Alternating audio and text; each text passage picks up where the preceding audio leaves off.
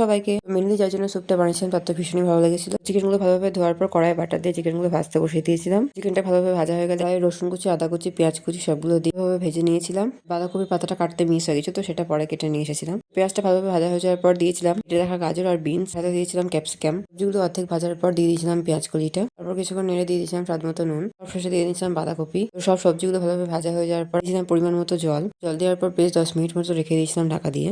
সবজিগুলো সিদ্ধ হতে বসিয়ে গুলে নিয়েছিলাম কর্নফ্লাওয়ার। তারপর নিয়ে নিয়েছিলাম দুটো ডিম, যেহেতু আমরা ডিমের সাদা অংশটা দিয়েছি। 10 মিনিট সিদ্ধ হয়ে যাওয়ার পর আমরা ঢাকাটা খুলে নিয়েছিলাম। সবজিগুলোতে বেশ ভালোভাবে ফুটে গেছে। গ্যাসটাকে লো ফ্লেমে দিয়ে সবজিগুলো থেকে চিকেনগুলো আলাদা করে নিয়েছিলাম। তারপর হাড় থেকে চিকেনগুলো আলাদা করে নিয়েছিলাম। তো গুলে রাখা কর্নফ্লাওয়ারটা সুপের মধ্যে 1 চামচ করে দিয়ে দেওয়া হয়েছিল। তারপর হাড় ছাড়ানোর জন্য যে চিকেনগুলো নেওয়া হয়েছিল সেগুলো সুপের মধ্যে দিয়ে দিয়েছিলাম। শেষে ডিমের সাদা অংশটাও 1 চামচ করে অল্প অল্প করে দিয়ে দেওয়া হয়েছিল সুপের মধ্যে। স্যুপ তো প্রায় রেডি। তারপর স্যুপের মধ্যে লেবু রস, গোলমরিচ ছিটিয়ে গরম গরম সার্ভ করে নিলাম চিকেন স্যুপ। এটা কেমন লাগলো অবশ্যই কমেন্টে জানিও। আজকের মতো টাটা, দেখা হচ্ছে অন্য কোনো ভিডিওতে।